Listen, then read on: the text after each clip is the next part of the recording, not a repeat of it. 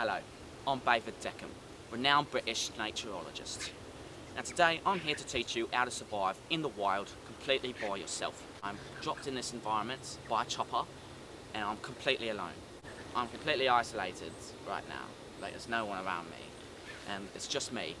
And so I'm going to teach you, if you are in this situation, teach you how to survive properly with no one around you, no one to protect you, all alone in this unforgiving world. So, here is Bavid versus Wild.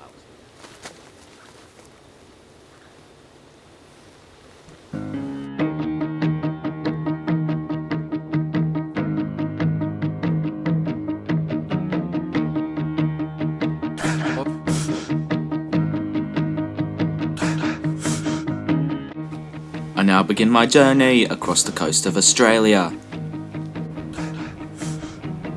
As you can see, I am completely isolated from civilization and other people. Trekking across this vicious environment has been quite a burden as I've had to do the camera work all myself. Trekking through this rough terrain, I've had to keep my wits about me and keep myself grounded. So I've been walking for about maybe 5, even 6 minutes now. And this is definitely one of the roughest terrains I've ever been in, maybe the roughest terrain I've ever been in. So as I was walking, I just thought to myself, wow, the grass is really long. You really, when you're walking in grass like this, you have to be careful where you step, because you can step on anything. And when I say that, I don't mean that lightly, I mean you can step on anything. I once stepped on a handgun and shot myself in the foot accidentally. I just thought I might, this is just a little tip that I just came up with now. I'm just going to move back so you can see where I'm stepping. Now, before I step, I like to brush away the grass. Just with your hands, spread it out, brush it like that. You look where you're stepping before you step there. Right, got it? So, just here, brush away the grass, step. It's that simple, right? Brush away the grass, step. Brush away the grass, step. Oh!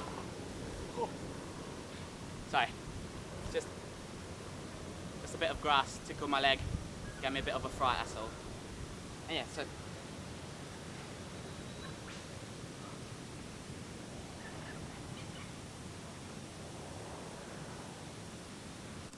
I now continue my journey across the coast through this harsh and unforgiving environment. I was scared of dentists and the dark. I was scared of pretty girls and starting conversations. When you're walking through such tricky terrain, you have to make sure you be careful where you step and that you don't trip. Now, just found this nice little spot, bit of shade, it's on sand. As I'm just taking this little bit of a break, I just thought I might take the time to show you what I've got in my bag, because of course I'm sure you've all noticed that I've been carrying a backpack. Now in my backpack I have all the items that are essential for my survival. So, I obviously have gloves just to keep my fingies warm. This is to carry my raincoat, which I've already got. First aid kit. I got a mask in case there's a bit of COVID out here. Tape measures. Tape measures are great just to measure where you've been, where you're going. Torch, Swiss Army knife. I've also got air guards to keep bugs away, dry shampoo, hand sanitizer, cleaning wipes, roll-on deodorants, Rexona. I got some spare undies. I got a copy of Dr. Jekyll and Mr. Hyde, a towel, travel towel, a copy of Monty Python and the Holy Grail and Bohemian Rhapsody, tissues, an iPad. So that's all the essential stuff that you will need. You've got everything there.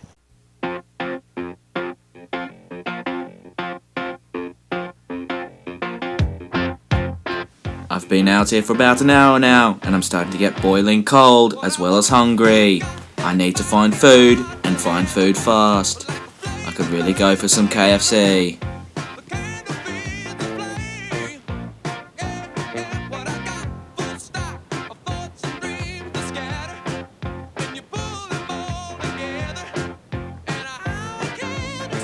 Now it's time for one of the most important things about surviving in the wild, and you all know this. You've got to find food. This is legit. I'm going to show you where you can find food, both up high and down low. Now firstly, when you see, this is a Middle Eastern black heart tree. Now these kinds of trees, they look almost dead. They're very dull, bland, but they've actually, right at the tops, you can see those kinds of, I don't think the camera's high enough there, but there's these little nuts, these things that you can crack open, have a bit of a bite, a bit of a nibble. But you've got to get up high, so you've got to use your tree climbing skills. So, little rusty, haven't done this before.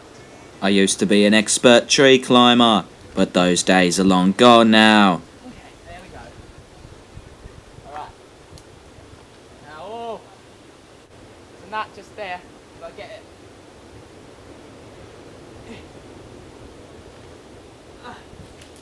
So bloody close. I couldn't reach the nut. Oh. I got it. I got it. I got it, guys. I managed to reach the nut. As you can see, the tree didn't want me touching its nuts. Help. Oh wait, there's no one around. I was very scared.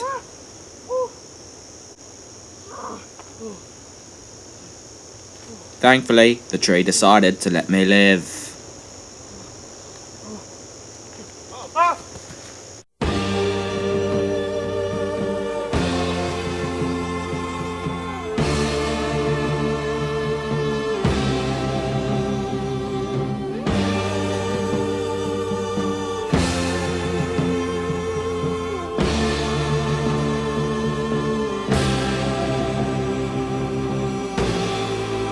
In a white room with black curtains near the station.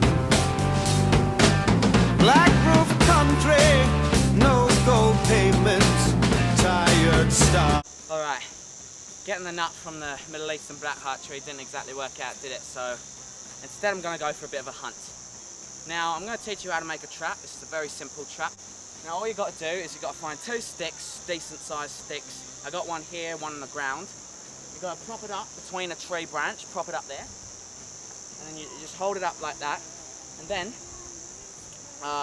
you take your other stick, and what you're going to do with it is you're going to prop this stick up from the bottom just here. And that's going to hold this one up. And then you're going to tie a bit of bait to the bottom of that stick, and so when an animal comes around for a bit of a nibble that's going to knock that stick over, then this one. So, as you can see, I've set my trap up just here. Now, all I have to do is wait. As I waited for something to fall into my trap, I struggled to keep myself occupied. You know, oi, do you want to meet down at that food truck in maybe 5? Hold up. It worked. I got something. Alright, time to find out what's for dinner. Oh, snake! Snake! Snake! Snake! I don't know if you saw that. I don't know if I got it on camera, but I've just been bitten by a snake. Oh my days. Alright, don't worry. I've seen enough Bear Grylls to know what to do here. Okay. So whenever you've been bitten by a snake or some kind of animal with venom, all you want to do is you want to try and stop the venom from flowing through your body. So, you want to try and find some kind of rope-like plant or whatever. So I got these plants here. This kind of plant, it's nice and tight, nice and loose. Alright, so I've got my nice strong leaf. I'm going to tie it around my leg, a little further up the leg to stop the venom from flowing through my blood system. So you've got to pull it nice and tight. Okay, the leaf did not work. I repeat, the leaf did not work. So instead I'm going to have to try plan B and suck the venom out. This is not going to be pleasant, but I've got to do whatever it takes to survive. Wish me luck.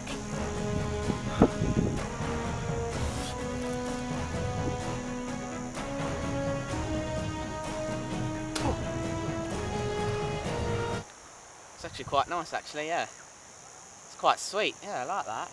It's nice fruity texture to it.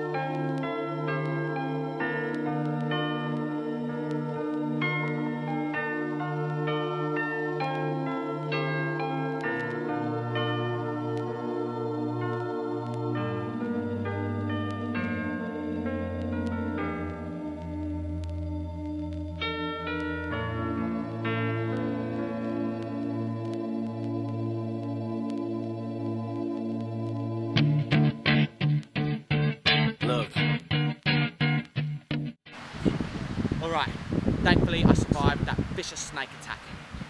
Now I've had my food.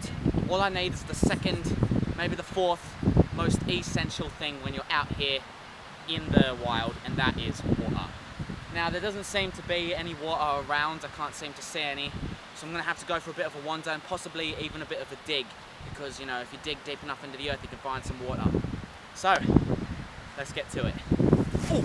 As I searched for water, I came across the most dangerous animal in Australia, the drop bear.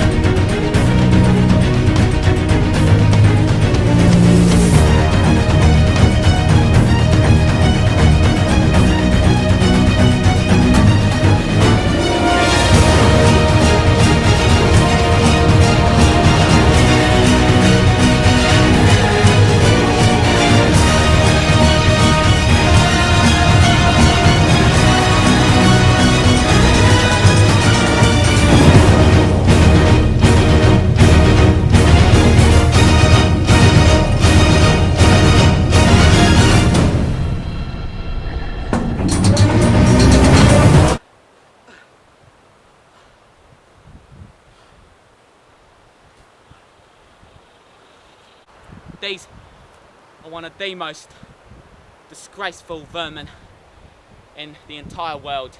I mean, they are absolutely swarming the Australian country, and they are definitely one of the most dangerous animals I've ever come across. Now, this is a rare case that I've survived a drop bear attack. Not many people do. 4 in 8 people survive these vicious attacks, which is about 3%. Now, honestly, I'm just exhausted after that, so I'm gonna have to put a rain check on the water. Now it's getting quite dark, so I'm gonna have to find or make some shelter.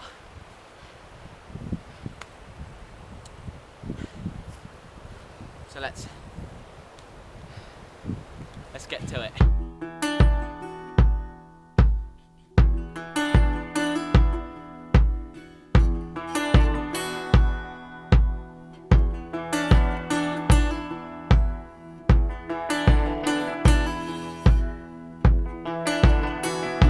In order to build my shelter, I had to gather the right materials.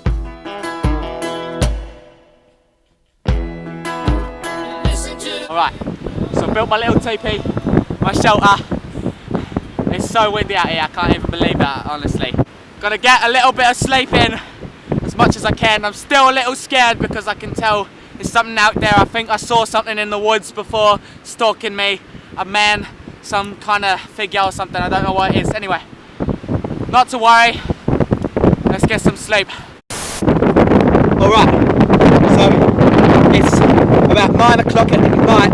It's a bit like daylight savings, thankfully, but it's getting really windy out here, really stormy, and I swear to Zeus that I saw something just out there in the bush. I'm not even joking. It was just out there, guys. This is not part of the video, this is serious. Something out in the bush. It was looking at me. It had red eyes. Okay, whatever that thing was out there, it's just moved a little closer. I can see it. I think I've already weaned myself a bit, but now I've gone to phase 2 and soiled myself. I'm not even joking. Alright, I think in order to survive, I'm gonna have to go out there and confront this unworldly thing. Alright, okay. Here we go. Oh! Come out!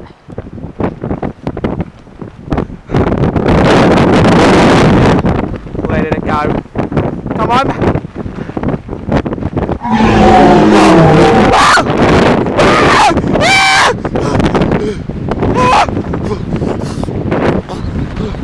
Oh my God! I've lost my touch! Run! Oh!